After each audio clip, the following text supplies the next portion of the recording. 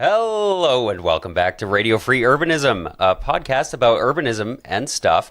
I'm your host, Alex Williams, and I'm joined here by one of our regular hosts, Nick Laporte. Say hi. Hello, everybody.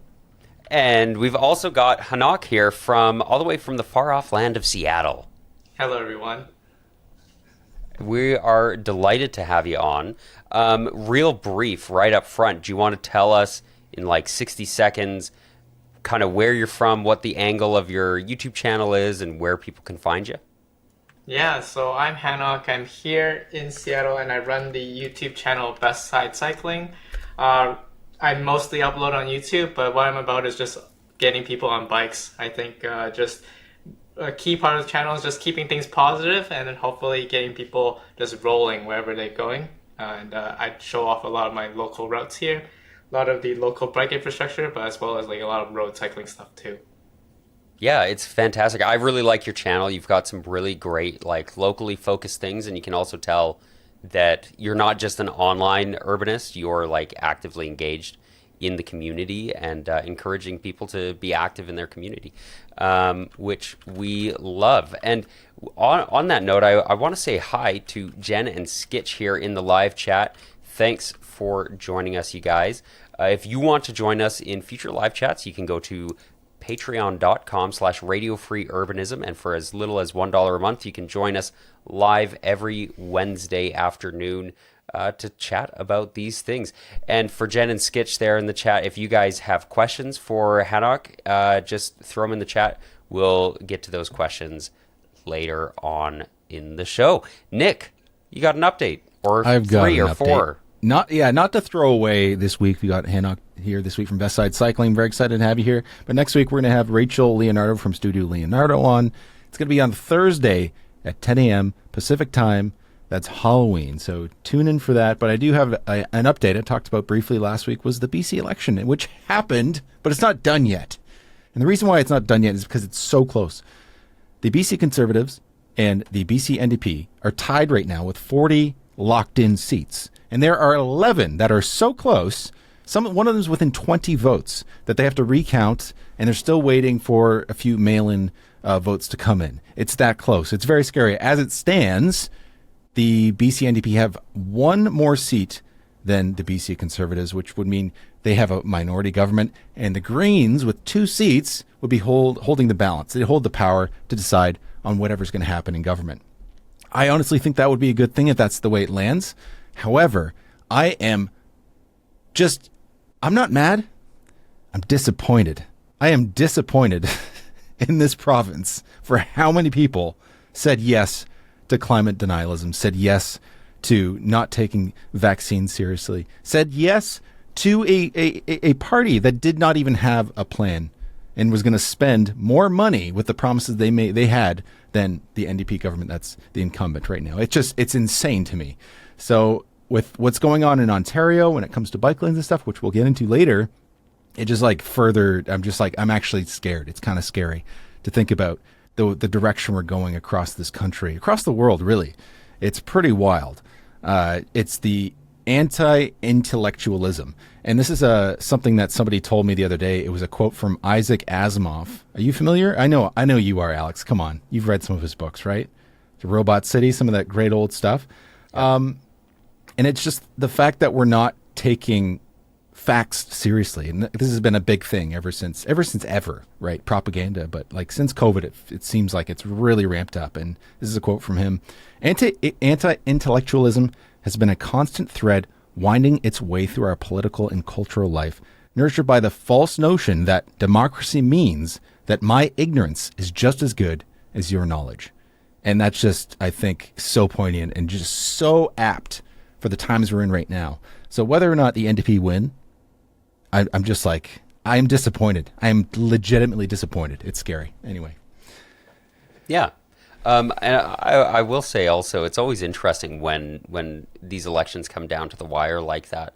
And also the way that we get tired of any incumbent. You saw it New Brunswick recently. They just flipped over. Now they have a liberal government because we get exhausted of what we had.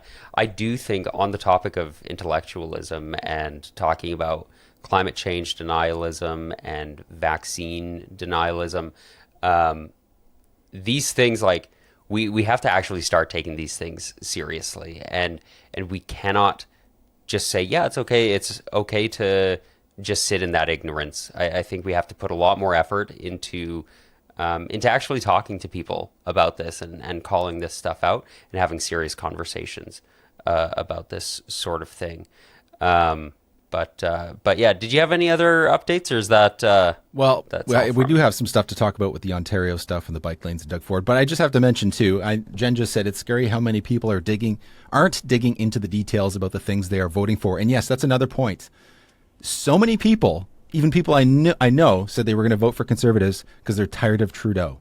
And I was like, bro, this has nothing to do with Trudeau. What do you like? You're not even paying attention to realize that this is a provincial election. It has nothing to do with Trudeau. It's just really scary.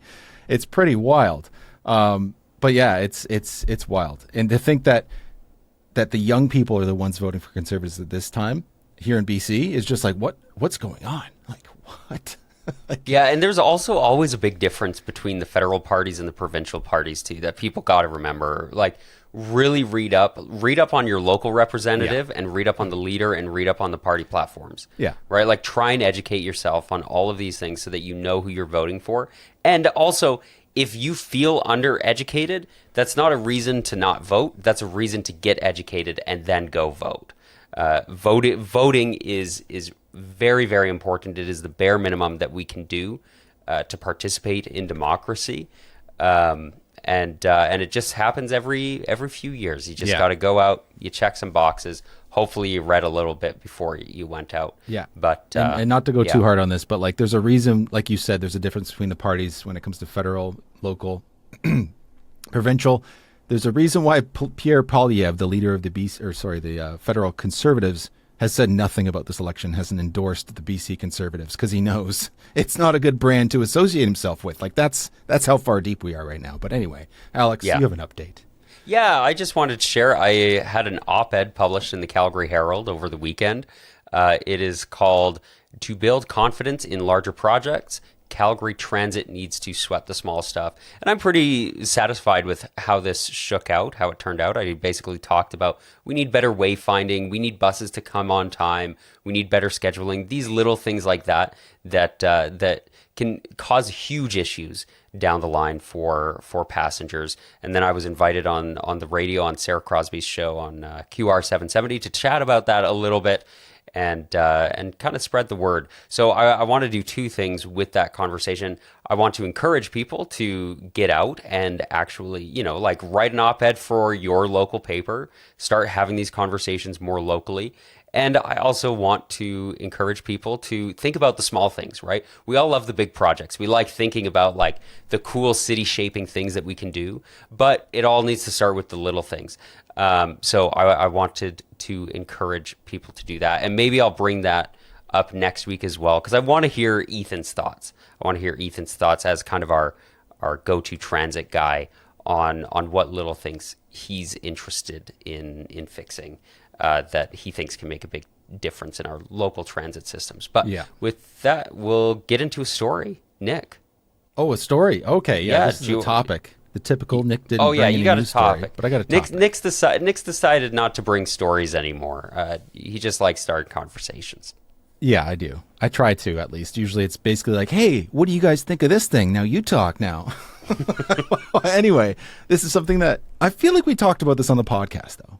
I feel like we did. Anyway, we'll get into it. This is something that Ben Durham and I talked about almost 2 months ago when I had the chance to meet up with him in London, Ontario, ex-host of the show, Ben Durham, and we talked about what to call bike lanes. Should we change the name of bike lanes? Because there's obviously so many other things that use them and can use them and should be able to use them.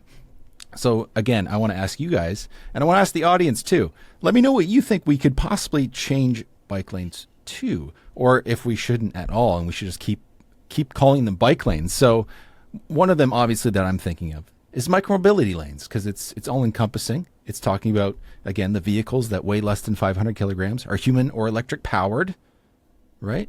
And that's pretty simple because it's to allow anybody to get in there and to use these spaces for vehicles that are more human centric. And I think that's great. How about you guys? Anybody? Hanoch, do you have any I guess ideas? that's a fun question because I guess with bike lanes, are you referring to one specifically that's like on the street, and then there's big discussions here about like what's a buffered bike lane versus what's an actual protected bike lane. So like, are we just referring to like painted lines or I think in like what? general, just any space that's right now reserved for cyclists, quote unquote. I'll read off a couple that we've got in the chat here while Hanoch's thinking here. Skitch says my friend uses an e-scooter and always calls them scooter lanes. I love it. She will text us. There's a car parked in the scooter lane again. Jen says micromobility lanes is a great description. We should call them two wheels good lanes, says Skitch again. So I kind of like these descriptions, though I'm not sure how catchy they are. We need a Yeah. rebrand. What Yeah, do you think, active Hannah? transportation lanes I've heard too, but that's inferring like a bicycle, you're using your own power to get yourself moving, which is not always the case.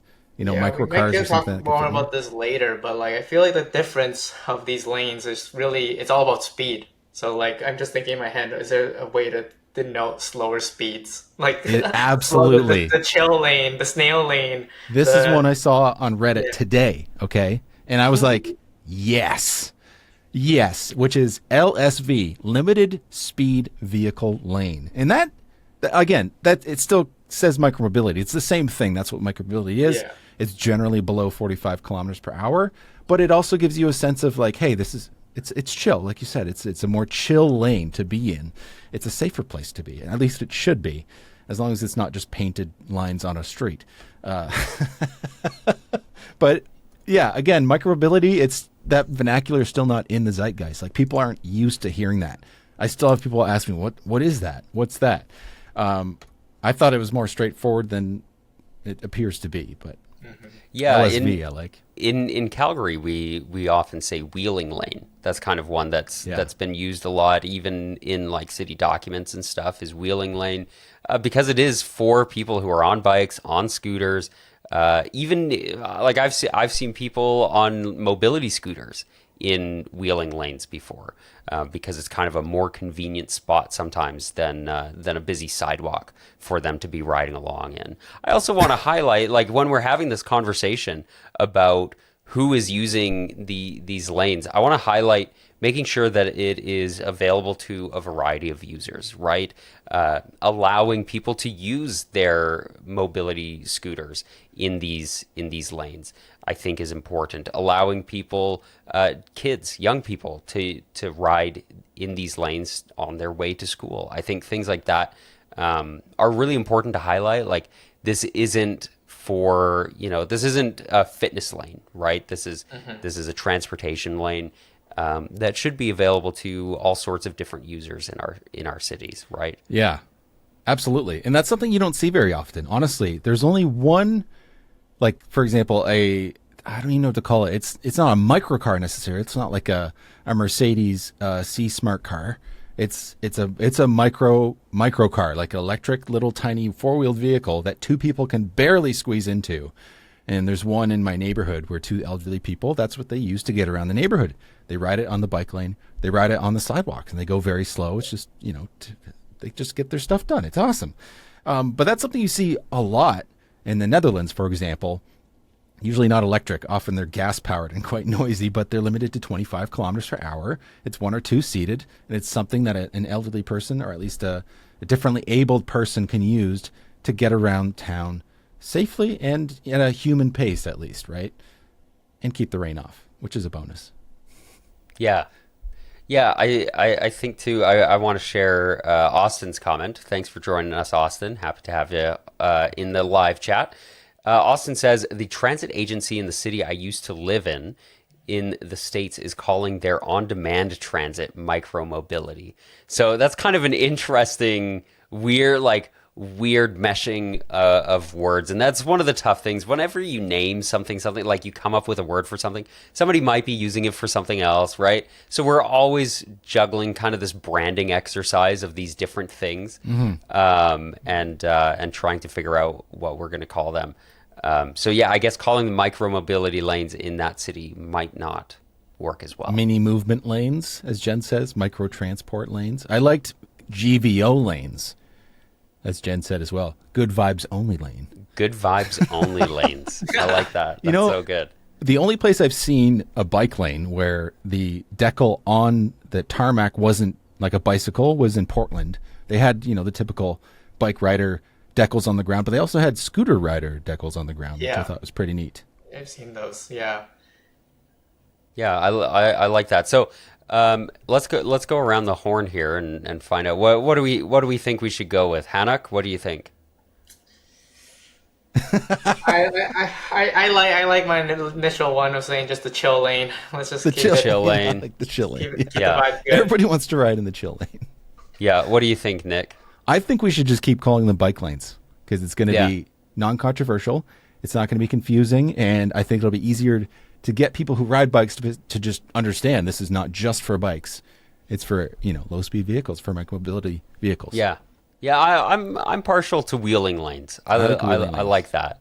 I think it kind of broadens that perspective a little bit. Then somebody could say, oh well, school buses have wheels, and I'm like, yeah, I guess so.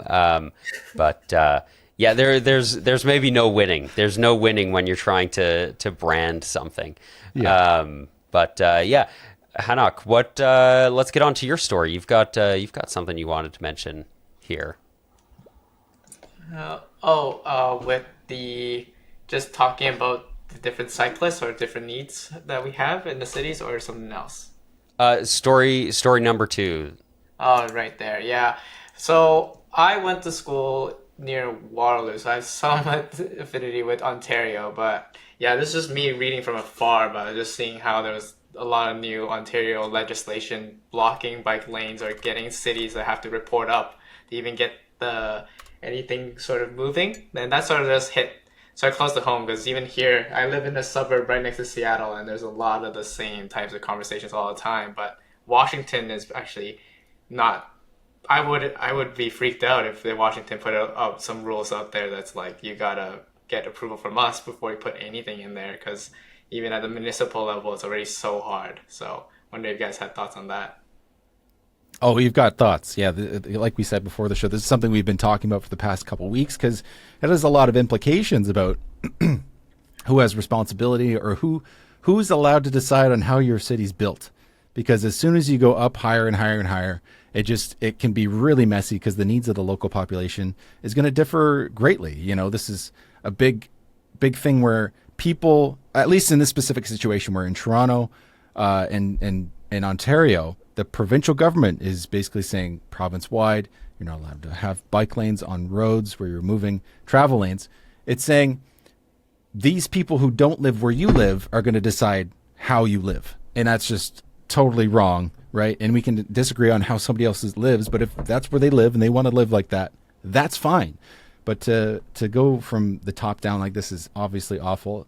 The antithesis of what Strong Towns is about, that's for sure. But yeah, I do have a few updates on this. Again, another quote that I shared this on Threads, and I heard it while I was listening to a book, and I thought it was fantastic, and it was from Mark Twain. And he said, "Sometimes I wonder whether the world is being run by smart people who are putting us on, or imbeciles who really mean it." And in this case, I think it's imbeciles who really mean it. But this is interesting because what the premier said, this isn't only just restricting people from building bike lanes, right? This is actually the minister deciding without any rhyme or reason. You can bring them any facts you want. They can decide to reject or approve you building this bike lane. There's no due process to get this built if you want to build. They can just decide, no, you can't do that, which is crazy. But not only that, the premier has said that removing bike lanes is very popular. It's a very popular thing. It's not about the evidence. It's not about, is this actually going to make our congestion better? It's just about what's popular. So as you can see, if you're looking on the screen here, I have an article up from Yahoo News, which is from yesterday, and this is about Doug Ford and stuff. And there's a little poll here where 7,712 people have voted in this. So there's 3 options here. Yes, it will help ease traffic. No, we desperately need them. Or 3, I'm impartial. Now, I'm going to go to you guys. Which one do you think has the most votes? Hanoch, what about you? I'm just gonna put some hope in. Everyone's gonna want them gone. I was gonna put some hope into people, but I really don't think so. So you think most people are going to say yes, it will ease traffic? Okay, Alex. Okay, I'm gonna go with I'm impartial. I feel like most people, if you look at voter turnout, most people are obviously impartial, right? Like a significant amount of our population just doesn't care. We just live here, right? Yeah. And so I'm going to say the most votes has I'm impartial. Okay. That's my That's guess. what you think is going to be the most popular one. Okay. Yeah. I thought that no, we desperately need them would be the most popular. I thought that was edged out. But let's take a gander. Let me take a click. Oh my God, he's right. He's at least right that yes, it is popular that people think it will ease traffic congestion when we know there is no studies that show that's the case. There are many studies that show that adding bike lanes eases congestion. The opposite is true. Again, we're coming back to talking about the BC election. We're living in a time of anti-intellectualism. It is sad times, my friends. Sad times. But yeah, is he a smart man? Maybe, because he's playing to his audience. He's playing to his base. He knows what they want, and he's going to give it to them, even though it's going to screw them over in the end. It's crazy. Which is super, super disappointing. On the weekend, or actually just yesterday, there was a CBC article published. Do bike lanes really cause more traffic congestion? Here's what the research says. And kind of the subheader here says, studies from around the world show bike lanes ease congestion, reduce emissions, and are a boon to businesses. This has been litigated again and again and again. And it's really disappointing to see that Ford's government in Ontario is going to spend more money pulling out bike lanes and more money adding bureaucracy to a local government's processes. Yeah. Like ripping up bike lanes. In order to obstruct something that has shown to be good for the businesses along there, and to be good for the people that live there, and to be good for the climate goals of those municipalities. That's ridiculous. And so backwards. And what's especially backwards about this is that this is not like part of the provincial government's job. This is such like a weird extra thing for them to get their hands in, right? Like in Canada, the provincial government is typically concerned with the highways and with potentially police. I know Ontario has the Ontario Police. And then education and healthcare. Like those are the big ones, and resources, right? Things like that. And then the federal government does immigration and defense and other issues related to those things. Municipal governments deal with the sidewalks, deal with the roads, deal with the bike lanes and the tree canopy and the sewage. All of these things that you experience every single day, that's your municipal government.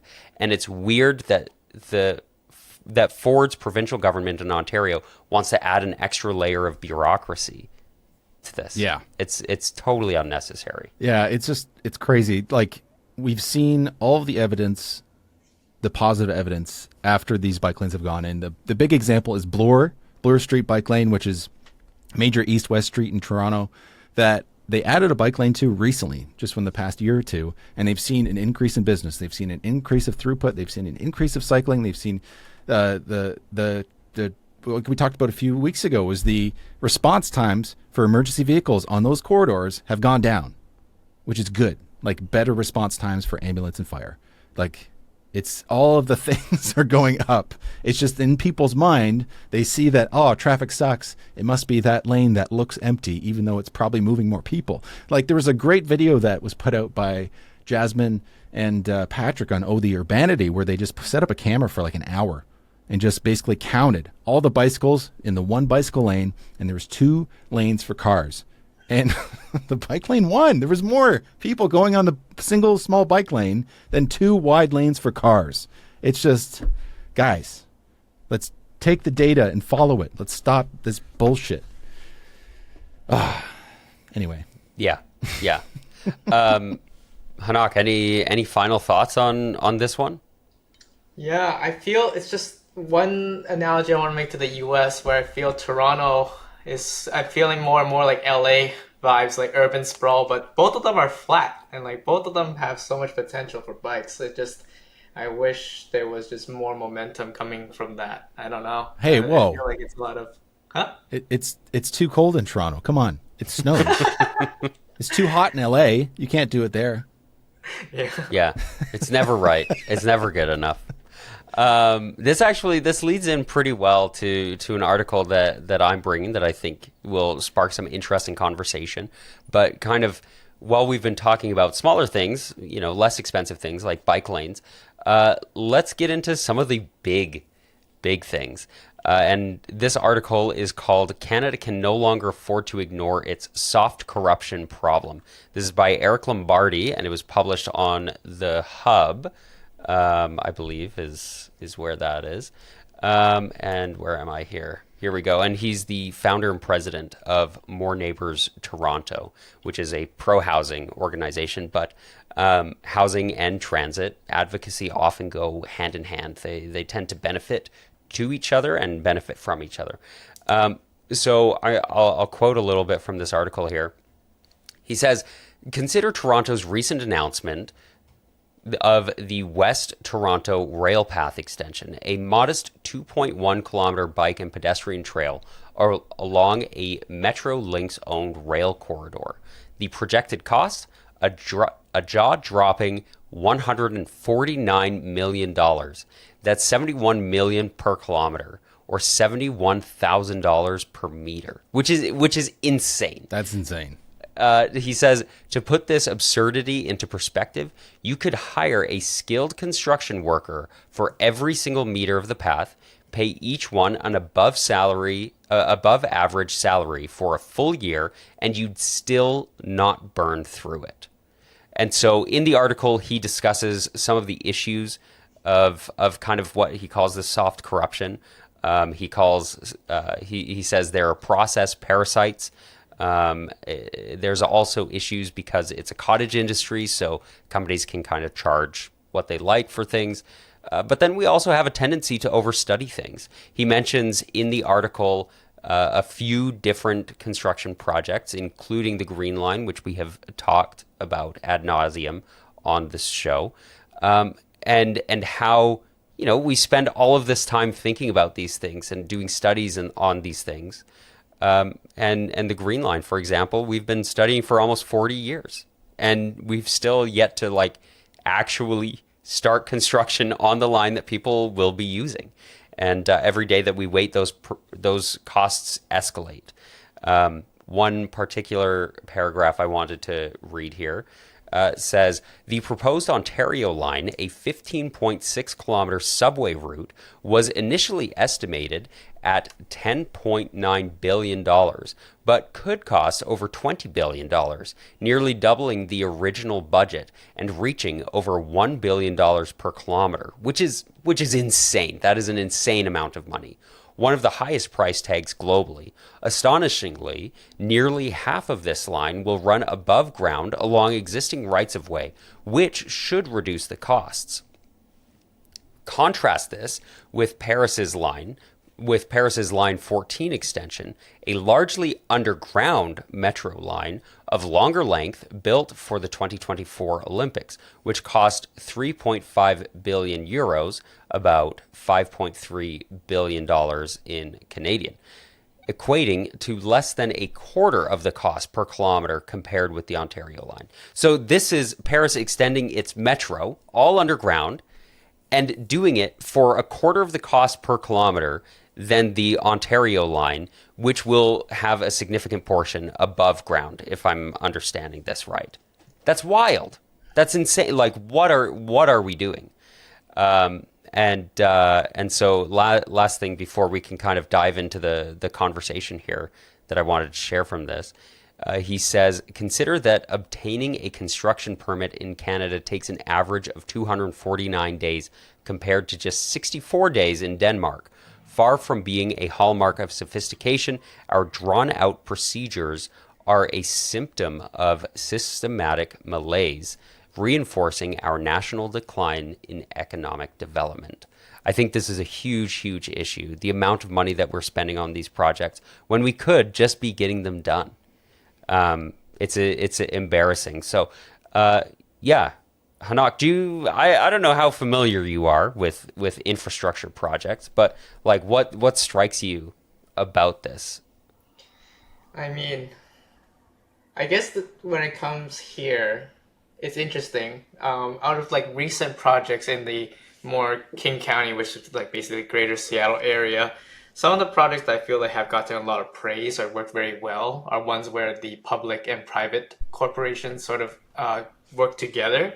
There's like a few good examples of that, like Amazon really literally trying to get their employees to get to work. I'm just curious, does Canada do any of that? Is it, or how does that sort of go along? Is there any of these type of partnerships that come to mind ever, or these for these type of projects?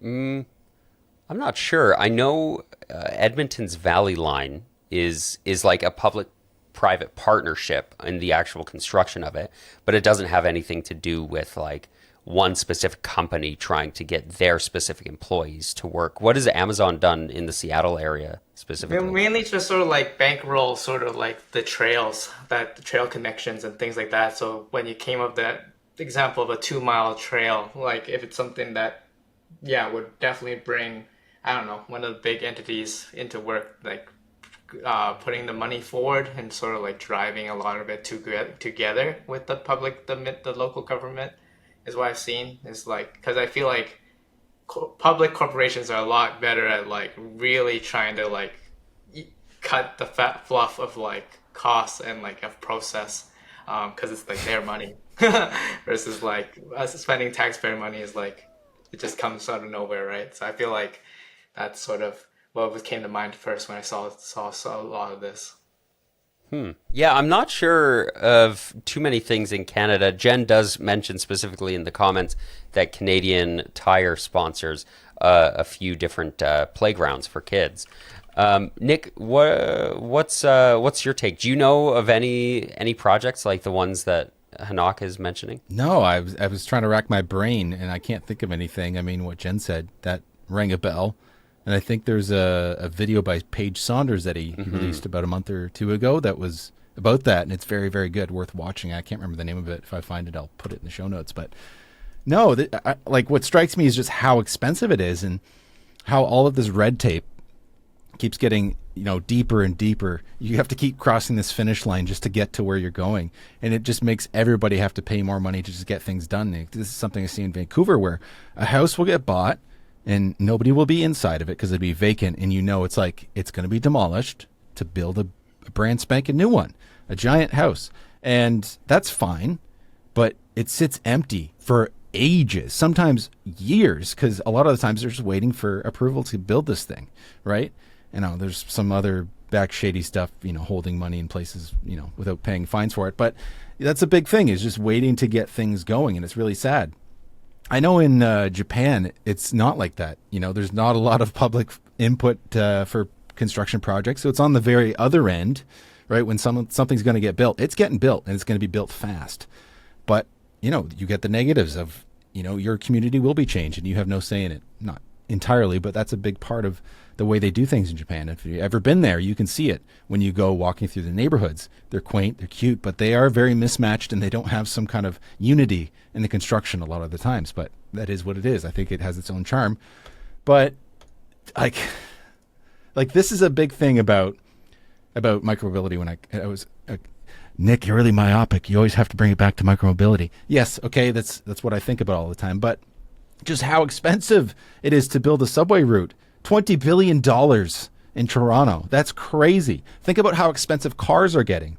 It's not just about the crisis we had from COVID and just the not getting chips and stuff like that, driving up costs.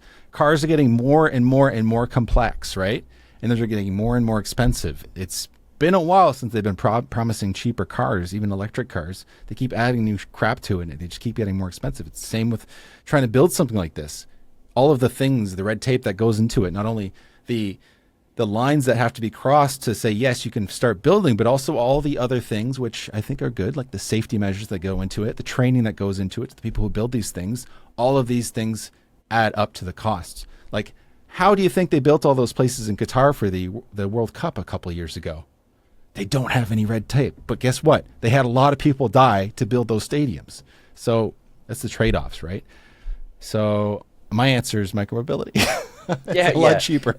and you know what? I think you're pretty spot on, right? Like the more we can make it so that people can get to their things that they need to get to on foot or by bike or on a scooter or whatever, right? Like if we can make these things more accessible to people instead of kind of nickel and diming them into oblivion, I think that's a huge win. I like what Hanoch brought up about the way that we spend tax dollars, though. I think that's a really important thing to touch on. In Canada, you may have recently heard about different hotels having X amount of dollars spent on them, or different plane trips, or different apple juices. I guess like there's always this look at how much we're spending and how much our politicians are expensing, and I think it shows like serious lack of respect for that tax dollar, for that money that people take out of their hard-earned wages to contribute to benefit the country as a whole, right? We all pay our taxes, and we all benefit from how we spend those tax dollars, or at least we should, right? And I think there's a lot of failings in there. We need to take a serious look at how we're spending those dollars, and figure out how we can give the best bang for our buck to the people in our communities. I think we're failing a lot on that front. I mean, you look at this, like, could you imagine if you could get the Ontario line from $20 billion down to a $5 billion price tag, right? Like, imagine that. I also want to mention like a couple things that Eric highlights in this article. Include the way that we build things in Canada. We tend to overbuild. So even though the international standards of safety are like here, we tend to go above and beyond, and that increases the costs as well. We will often, instead of doing cut and cover, we will tunnel instead, which tends to add a price tag. We will often also, instead of just doing things at ground level, right? Or we might want to build something a little bit fancier, add some extra flair to it or something like that. But I think there's something to be said for simplicity. Here in Calgary, we have the max transit lines, and these transit lines, they're not fancy, but they have a few good features. And I just want to highlight. I'll share my screen here so that you can see what I'm talking about. We need to do more simple things like this. Okay, so here we have the transit stop, and we have this nice stop that is recognizably a little bit different than other transit stops. And we've got some better wayfinding than other transit stops. We've got paintings. This lights up at night. It works pretty well for what we need it to do, right? This is part of our kind of BRT, our primary transit network system. And that works pretty well, but it's simple and it's easily repeatable and it's easily copied. You benefit from economies of scale when you say we're going to regularly be adding these things, right? As opposed to redesigning a whole new system every time that we do something. I think we need to take a look at what we've done in the past and see what works for us, and go hard on those things, like double down on the things that are working, and the things that aren't working we need to take a serious look at, because spending $71,000 per meter on a rail corridor bike and pedestrian trail, are you kidding me? That's insane. Like, that is absolutely insane. I am baffled. I must know how they got up to that price tag. But of course, a lot of our this is another thing. A lot of our government spending is kind of shrouded a little bit, and it isn't as transparent as it should be. We need to be able to open up those books. People should be able to look at, how did that $71,000 number come up? How did we end up here? people should be able to easily find that information. And we should be able to easily audit that and say like, oh, well, here's our issue. Like now we can build things for cheaper and build things better for the people who are going to use it. Thanks for coming to my my TED Talk. Any final thoughts on this, Hanoch? I guess my last random thought as a Canadian that's really moved to the US for a long while, does any of it come down to in cost? I know the main thesis was red tape, but like also, I don't know, is there any way that Canada is it importing a lot of it? Is it its economic sort of buying power on the world stage that's also driving up costs? Or is that something ever seen or talked about? I remember a lot of growing up with TransLink, there's a lot of stuff that seemed to come like out of country to even support the project. Is that similar? Or yeah. Yeah, I think that's part of the issue. I'm sure, but I also I was speaking with some people who work in the housing affordability kind of sector, I guess, and some architects as well, and they were saying that it's not even the construction costs anymore. The biggest thing is the bureaucracy, and the biggest thing is you can send one person. This is crazy. One person submitted for a development permit, and everything was in line, everything was in order, everything matched up with the land use bylaw. But Calgary's land use bylaw has some other notes in it. Like one of them says simply, it has to be in line with the best planning practices. Which, what does that mean? Well, it depends what planner reviews your project, right? and so she was told she had to have a garden on the property that produced food. Which I'm all for us all having gardens that produce food. Like, Yeah. Nothing's better than peas fresh from the garden or potatoes you grew yourself, right? Like I love that. But putting that like as a requirement to get a development permit, that can escalate the cost pretty quickly. Because one, now you have to do that. And two, you have spent the time to get there, to get to that point. I mean, if we one-to-one replace that with parking requirements, totally cool. We can take that trade.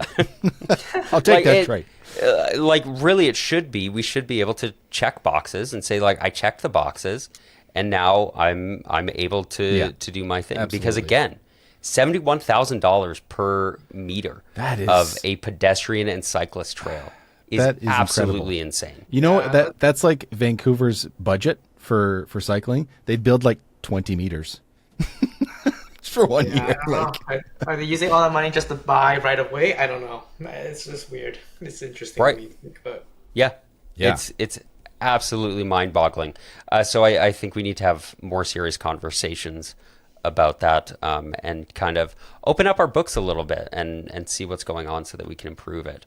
But Nick, why don't you hop us into our questions for Hanoch here? Yeah. So that we can get to know him a little bit Maybe more. Maybe you can talk because we've been hogging the frickin' airwaves. I know we've been taking the mic here. I'm sorry. We're gonna hear from you a lot more now. And Jen, Skitch, Austin, you guys in the live chat, if you've got questions you want to add on here, feel free to throw them in, and we'll bring those up too. So we're gonna start with one of our favorite questions, and it's something I love, and it's what was the inspiration? What was the watershed moment? What was the thing that got you into urbanism and cycling, but more importantly, what got you to start making content? Yeah, that's a great question, because I think I guess I didn't preface in the very beginning, but like I still wouldn't actually identify as an urbanist per se. I identify as like a cyclist first, and I was using the joke that like my channel would just be sort of epitomized by all about bikes, but yeah, it was during the pandemic that I sort of led a group of friends to go riding. Like, I moved here to Seattle a couple of years prior, never rode a bike before, picked it up, realized how fun it was, how great it was that you're able to just go outside and like explore and then go to places. And then, yeah, through the pandemic, I sort of led a group because I was just slightly ahead in the experience. And then I brought them along with me, and I just really enjoyed that. And then 2021, I was like, they stopped biking because the pandemic sort of waned down, but I was like, I still wanted to, show what it's like to bike around here. Maybe keep that spirit of like, share my love for cycling basically. And then that's where it started, where I just grabbed a GoPro. I went on a local trail and I just voiced over, this is what it is. And that's really evolved now into sort of like a physical community, but as well as, a really key part of what I do is just keep showing new bike lanes and things that the city does. Because the number one response that I get for why people don't cycle is that they don't feel like they have safe routes to ride on. So my channel is really just about the what, really about the local knowledge of sharing out of like where you can ride and where you can have a good time. I love Yeah. it. Yeah, Yeah, absolutely. I think that's great, and I've loved watching your videos of like the specific local things that you show off, and the rides that you go on with other people as well. I think is fantastic. Jen in the chat says, "Why do you like trying to bike up crazy steep hills?" Asks someone with very weak knees. Yeah, so I think something that is very unique about my channel and that I frankly am very proud of it is because it's honestly most YouTube channels are sort of a reflection of the content creator, and it's the same here. Like I came as a guy that never biked before but got into biking, but I'm sort of grabbing a lot of different aspects of the whole world. Like I like road. I would say I'm a road cyclist at heart. Like the thing I love the most about cycling is the fact that I'm pedaling. So that's where I'm coming from. I didn't come from like a climber perspective of all these things, but like there's stuff being out there doing exercise. But I came so much to the point where I enjoyed that it just made sense to like, why don't you go to places? Why don't you do your daily things through a bike too? So to answer that question is basically, I'm a pretty small guy too, but yeah, I'm just one of those masochists, I guess, that also loves cycling. Yeah, because speaking about that, because I saw in your social media post that you did the Grand Fondo, which is the ride from, is it starting Vancouver proper or North Vancouver? It All the starts way to right at Stanley Squamish. Park all the way to Whistler, and then Yeah, there's a yeah, additional course Whistler. that goes take a detour up Cypress and down.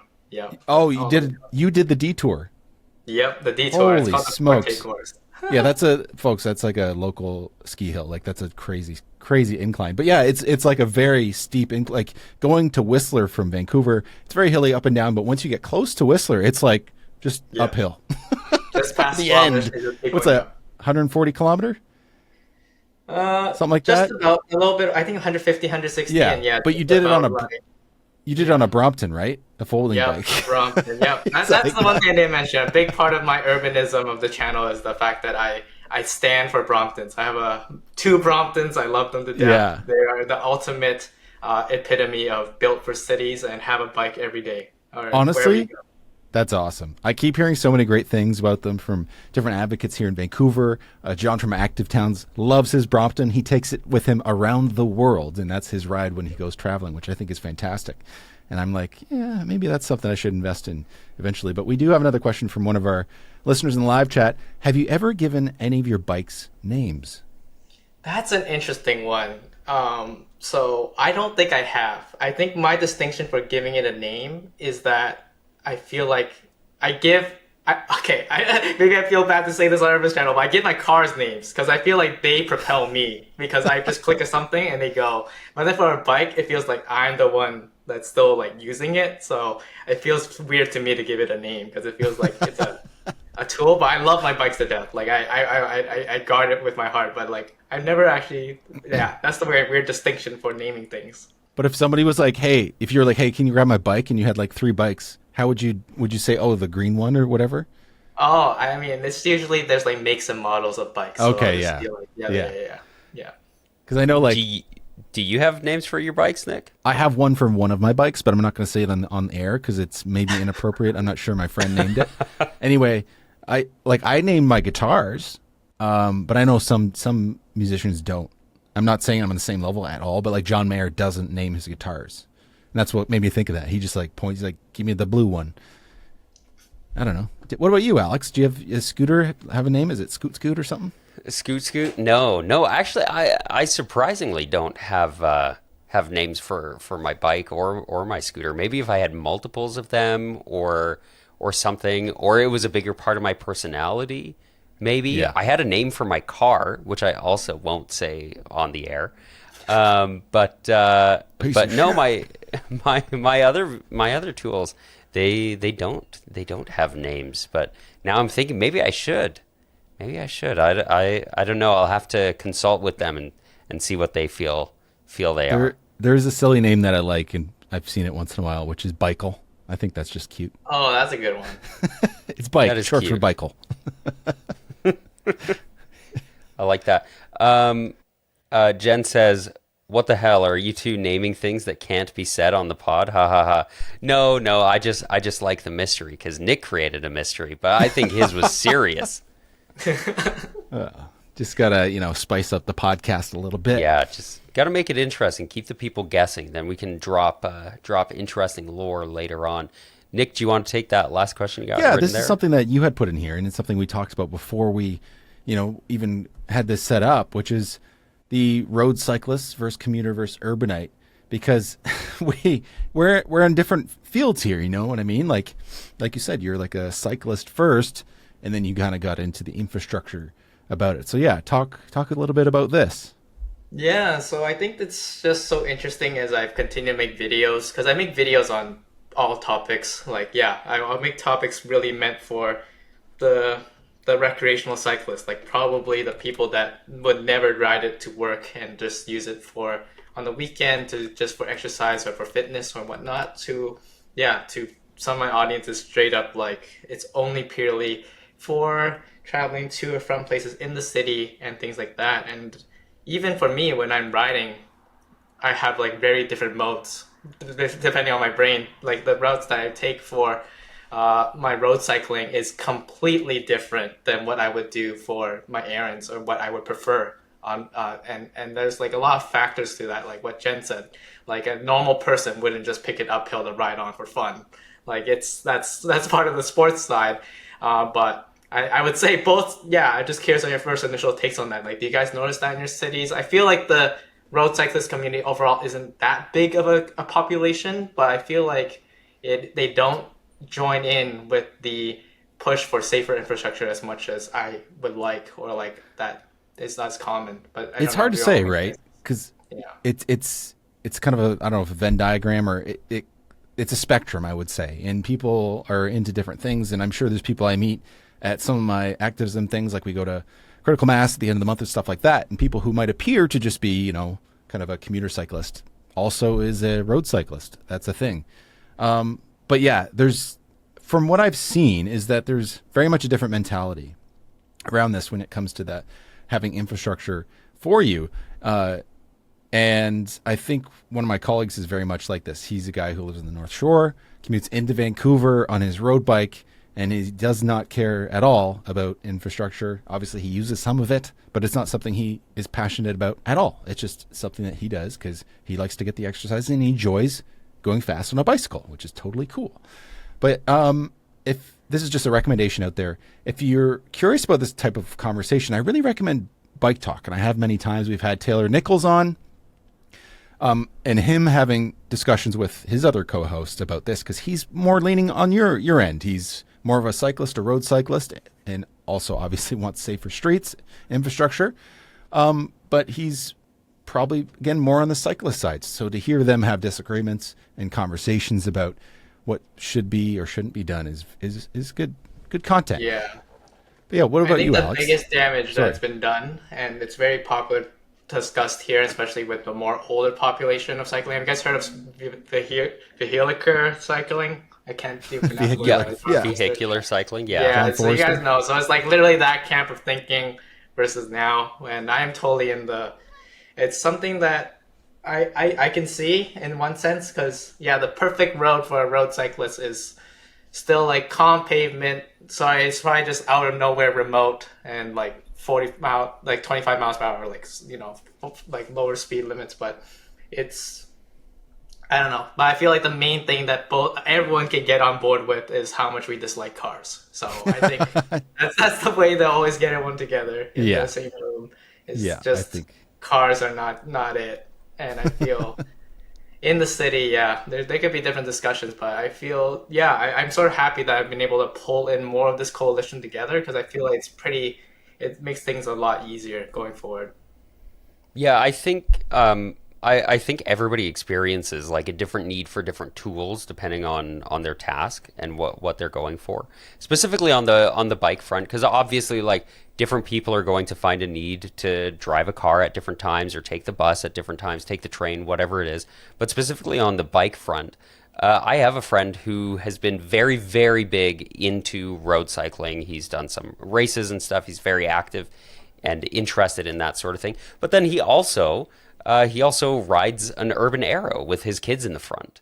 And so I think, kind of taking a whole look at it, like Nick, your friend, might very happily, be like, oh yeah, the road bike, that's the tool that works for me. But other people will say, well, I've got some kids to haul around, so maybe a long tail bike or maybe a cargo bike, different tools for different jobs, right? Yeah. I think ultimately that's kind of, where we need to come to, is that we're building a city for other people, not just ourselves, right? Like there are things that I would never consider to build in a city, whether it's different restaurants that I maybe don't like, or if it's facilities that I don't use, right? If we only focus on building a city for ourselves, we are going to completely miss the mark on what makes a good city, right? Like think about how many people don't use a library, right? Like I use the library for the Wi-Fi and sitting space, right? And sometimes for the coffee shop that there might be inside. But I don't typically check out books to read, right? Yeah. Whereas other people, they use their library as a safe space that they can take their kids, where they can play, where they can interact with other neighborhood kids, maybe where they can read a book or two, right? So everybody has a different need for different things in the city. And so I think it's really important to always remember that everybody needs to work on building the city for somebody else, right? Yeah. Take into account other people's needs as we build the city. Jen in the chat says Jay DeRome in Calgary is also a major road bike guy and also pro advocacy and attends Critical Mass. Yeah. JD is awesome. I've met with him a few times. I actually known him for years, actually, and Jen as well. I think I met them the same day, actually, years and years ago. But there's some great people working towards good things and working towards building a city for everybody else. Yeah, I guess one main thing, and I'm curious about your guys' thoughts. I feel like the biggest difference, or the main, really the biggest thing is, as mentioned before, is like speed. Like a typical maybe commuting or casual cyclist, it goes around at like 20 kilometers per hour versus a road cyclist, they'd probably want to sit at like 30 kilometers per hour. And I feel like this tension is also like rippling in other places, like even with the Netherlands with their e-bikes or fat bikes versus like the regular people. How do you guys feel like we should go about it for cities? Like how do we manage these cities for speeds, or do you always just build for the lower speeds and just sort of hope it goes well? I don't know. Yeah. I mean, if you're a low mass vehicle, like a human being on a bike, and you're going 30 kilometers an hour, that's not that fast and that's not that dangerous. Especially to the people around you, right? Like if you hit a big deep pothole going 30 kilometers an hour, you're going to hurt yourself. Austin in the live chat can probably attest to that. But as far as like sharing a bike lane, if I'm going 20 kilometers an hour on my bike and there's a cyclist who's passing me going 30 kilometers an hour, I'm not that pressed about it. I'm not worried about it. Even if they hit me, I'm not worried about it. Because 30 kilometers an hour on a bike is very, very different. And so I'm fine sharing the space with people like that. That's also a speed where if you're coming up to a small kid riding their bike in the bike lane, that's a speed where you can see like, oh, there's somebody here and I'll slow down, right? Yeah, it's about being courteous, using your bell, making yourself known, and not being a jerk. Like I talked about the other week, my scooter died, whatever. I've decided I don't want to repair it because it's forced me to use my bike more, which is good. But the path to work is different for that reason, is because now I use the more multi-use pathway on my bicycle. If I'm on my scooter, which can go faster and more easily, I'm on the road that's kind of adjacent to it. That's a quiet street. It's about, separating those two. Like I'm not going to be blasting down 30 or more on my electric scooter on a multi-use path that's being used by other people. That's just being a jerk. It's definitely a topic we'll get into on the show at some point. But yeah, I think it's hard because like this is something we're dealing with in the Netherlands when it comes to their e-bikes and what you might call electric moto bikes and stuff like that. Is I don't think we're at the point to really worry about it too much yet. That's where I'm at least here in North America. I don't think we're there. Let's build the network first, and then we can worry about it. Like, we can still worry about it a little bit, but, like, it shouldn't be our main concern. We haven't even built a proper network, so. And also, like, we do have rules about how fast you can go on multi-use pathways. Yeah. And also, you know, e-bikes are limiters. They have limiters on them. So, you know, like, if you're buying a decent e-bike, you're going 30 kilometers an hour. I know Nick is like, well, you can get around that somehow, but... There's a shop in Vancouver that's like a scooter shop. They've got scooters that go over 100 kilometers. That is insane. That is insane. I'm like, why would you buy all that? the one wheels out there, the electric unicycles. Like my friends really into electric unicycles. They go fast. They're really those fast move. Too. Yeah, I was going down. I was cycling on kind of the collector closest to my house here. And I'm moving, like, I feel like I'm moving at a decent pace, like maybe 30 kilometers an hour. Like, I'm keeping up pretty well. And somebody just, like, flew by me on one of those unicycles that has, like, the wheel in the middle that you stand facing forward on. He just flies on by. And he was wearing, like, a motorcycle helmet and stuff, and elbow pads and knee pads and the full gear because, they move. They move. Let's get into some listener mail here. We've got a question from Jen. We have one listener mail. Yeah, this is from Jen Hall, friend of the show. Shoes are the unsung hero of urbanism. What shoes do you all wear as your daily get-around shoes? My daily walkers, as you might call them. Yeah, Hanoch, what are your choice of shoes? Most of the time, when I'm out, I'm on a bike. So it depends which bike I'm riding. I have like clipped-in shoes. So, but I don't always move, but when I do, I bike. Yeah. So I would say it's a cycling shoe of some sort, either like a 510 flat pedal shoe, or some type of road shoe or a clipped-in. Just clacking around the grocery store, eh? Yeah. They're not the best to walk around on. Yeah, can you tell me, like, briefly, is it comfortable? Like, what does it feel like walking around on those? There's different types. So there's ones that are recessed and ones that actually sit out like a cleat. So when I'm in Lycra, it feels a little bit like a penguin, a little slippery, and click-clackety. But there's some good designs with the recessed ones where it just feels like a little awkward, but it's pretty much like a normal shoe. Yeah, you can get like sneakers with them built onto them. Yeah, like there's this famous pair of, they call it Velo Zombas from Adidas, and it's like fancy, nice looking shoe, has the cleat recessed in the middle. Yeah. Interesting. Yeah, I've always been curious about those. They're so interesting. Well, I have some click-clackety shoes that I use as my regular go-to, and I've got clogs here. If you're watching the video, from Amsterdam. Yeah, I don't know if they got the were 3 actually... X's on them. That's Amsterdam's symbol. Is that Amsterdam's thing? Yeah. Okay, well, yeah, I've got these clogs. These are the shoes for my costume for the Dutch Canadian choir that I'm in. But no, those aren't my actual choice of shoes. I just wear runners. I just wear normal runners, and then for the winter, I've got some light boots that I wear that are waterproof that I typically wear until it gets to maybe minus 25 degrees Celsius. And then I'll switch to my like big Helly Hansen, super warm, ultra cushy boots. But yeah, those are my shoes. Yeah. I'm into, running shoes are my whatever, just like running shoes. Always black and white running shoes, whatever's on sale. I found out recently that my feet are wider than normal. And you can buy wide shoes. And I put on a pair of wide shoes, and I was like, is this what shoes are supposed to feel like? That's hilarious. Is that supposed to squish your foot? So I literally bought 4 pairs immediately. I was like, 4 pairs, please. They'd be like, that'll be $260 or whatever. So I'm like, all right, these will last me a few years. 4 pairs for $260 of like a good pair of shoes. That's not bad. Okay, $320. The $320, yeah, it was for $80 each. Anyway, I'm I can't curious math. if you're buying so many shoes because you've worn out all your old ones because of the improper fit, and now those ones will last you like forever. No, I just walk a lot. We talked about this a few podcasts Okay. ago. In half a year, I make it to Mordor. I go to Mordor and back in a year. That's how much I walk every year. Um, anyway, in the winter though, I love Timberland boots. I've had two of these boots.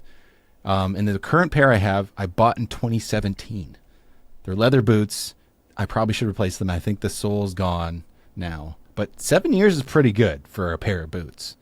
Yeah. So oh, yeah. if they still make that same one, I'm going to buy another one soon. Because I think they're like the problem. See, this is the problem we live in in this society. It's really hard to repair stuff. I'm not going to Yeah. go into the whole thing about Apple and stuff like that. But even like you want to resole a pair of boots, well, it'll be $300, and you're like, well, they only cost $200, so I'm just Yeah. going to buy some new ones. It's too bad. Yeah. Yeah, I think we've had that conversation before on the podcast. Right to repair kind of issues, being able to actually like just fix the stuff that you have, because a lot of the time like it doesn't need to be thrown out, but it's more expensive to fix it than it is to just replace it, which is very frustrating. Yeah, yeah. Jen says that she loves barefoot shoes, which I don't know if that's referring to like the Vibram Five Fingers or like just the barefoot, loose ones. They're just like really light and lots of room. Big toe box. Yeah. Thin-soled. Yeah, yeah. Those are Okay. nice.